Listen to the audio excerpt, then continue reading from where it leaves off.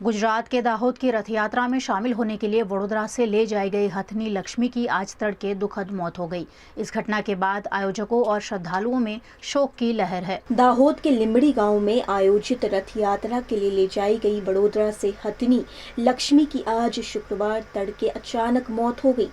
लक्ष्मी को भगवान की रथ यात्रा में शामिल करने के लिए विशेष रूप से ले जाया गया था, लेकिन कार्यक्रम के बीच ही उसकी मौत की खबर से पूरे गांव में शोक का माहौल छा गया।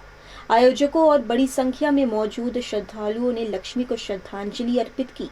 जिस स्थान पर लक्ष्मी की समाधि बनाई जाएगी, वहीं भविष्य में भगवान गणपति का मंदिर भी बनाया जाएगा।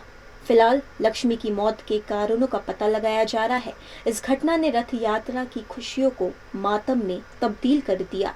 आज रोज लक्ष्मी हाथीનું દુઃખદ અવસાન થયેલું છે, જે આજે દાહોદમાં લીમડી ગામ આવેલું છે। એમાં જગન્નાથ ભગવાનની રથયાત્રા યોજનાર હતી।